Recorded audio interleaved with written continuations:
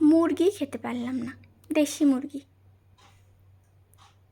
Primary স্কুলের সরকারি শিক্ষিকার বক্তব্য ছিল এটা দেখতে দেখতে শুনতে শুনতে আর সকলের কমেন্টসগুলো পড়তে পড়তে জাস্ট বিরক্ত হয়ে গেছি।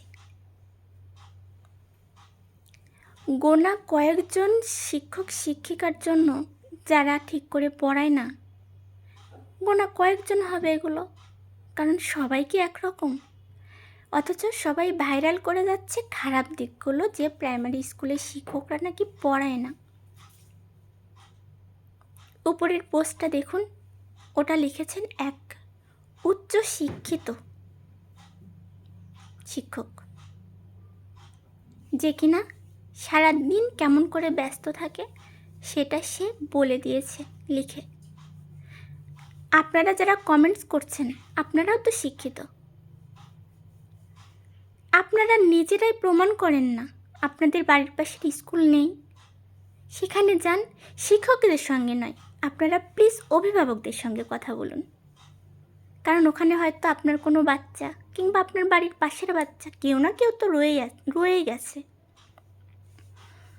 আপনারা অভিভাবকদের শুধু জিজ্ঞাসা করুন যে এই স্কুলের শিক্ষকগুলো আপনাদের বাচ্চাদেরকে পড়ায় কি না, সারাটা দিন একটা শিক্ষকের কেমন করে কাটে।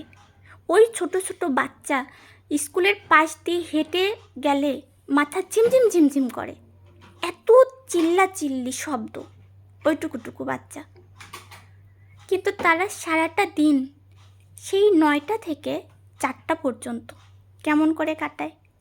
তারা কি ঘুমায় কাটায়? আপনারা যারা না বুঝে একটা পোস্ট দেখে কমেন্ট করছেন, গোনা কয়েকজন পড়ালো না, গোনা কয়জন শুয়েছিল তার একটা ছবি তুলে নিয়ে পোস্ট করে দিচ্ছেন। আর এই আমাদের ভাই বোনেরা কিছু মানুষ আছে যারা শিক্ষিত, কিসের যে এত তাদের হিংসা, যে প্রাইমারি স্কুলের শিক্ষকরা তারা বেতন বাড়াতে চাইছে, তাদের গ্রেডিংটা বাড়াতে চাইছে।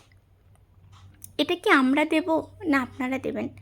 মোট কথা বলি, আমি কিন্তু শিক্ষিকা নই, আমি চাকরি করি না, কিন্তু বিবেকের কাছে আমি হার মানলাম, কারণ আমার দেখা অনেক শিক্ষক শিক্ষিকা রয়েছে যারা সারাটা দিন ওই বাচ্চাদের সাথে ঠিক রুটিন অনুযায়ী নিয়ম করে কাজ করে, কিন্তু ওই একই স্কুলে এক আধজন খারাপ থাকে না তা কিন্তু না।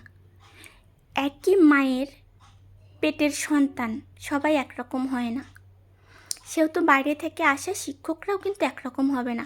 আপনারা তুলনা করে দেখুন যে একটা কলেজে চাকরি করে যে মানুষটা, শিক্ষাগত যোগ্যতা কিন্তু প্রায় একরকমই এখন সবার, উচ্চ শিক্ষিত হয়েও কিন্তু প্রাইমারিতে মানুষ চাকরি পাচ্ছে না, বসে আছে বেকার হয়ে।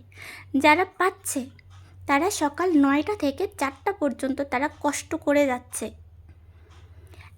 এদিকে সবাই লিখছে তারা প্রাইভেট পড়াচ্ছে, তারা ব্যবসা করছে, এই করছে সেই করছে, তাও তাদের হচ্ছে না। এটা কেন ভাবছেন ভাই? তাহলে কলেজে যারা চাকরি করে, অন্যান্য যারা চাকরি করে, তারা কতক্ষণ থাকে? আমি শুধু কলেজের উদাহরণটাই দিই, যে তারা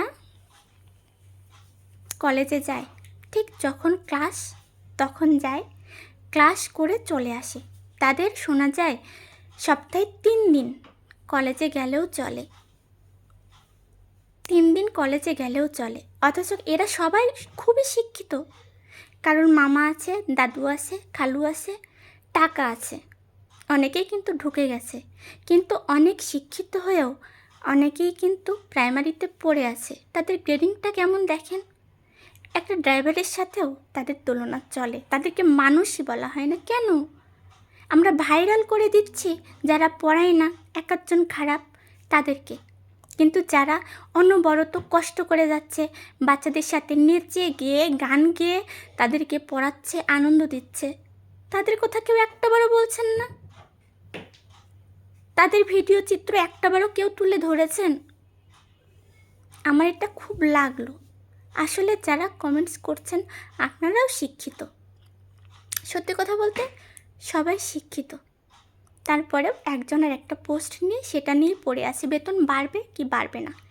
আপনারা ভাবুন, কলেজের চাকরি করে যদি ওরা অত বেতন পাওয়ার পরেও, এত আরামে থাকার পরেও, এমনকি যারা কলেজে চাকরি করে তারা কিন্তু অন্য ব্যবসাও করে, বসে থাকা চাকরি তাদের, তাদের বেতন বেশি, অথচ তারা আশা করতে পারে।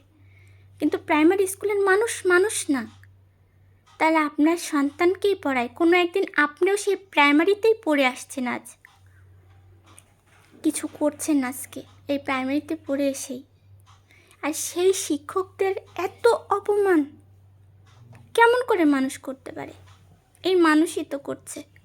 কেউ মুখ ফুটে কিছু বলছে, কেউ হয়তো বলতে পারছে না, নীরবে সহ্য করছে, আর কেউ কেউ তো ইচ্ছা মতো কমেন্টস করে যাচ্ছে।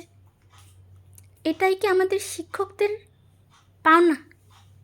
আমাদের ছোট ছোট বাচ্চাদেরকে যারা সারাটা দিন দেখে রাখে, যাদের কাছে থাকে, ওদের বোধহয় এটাই পাওনা।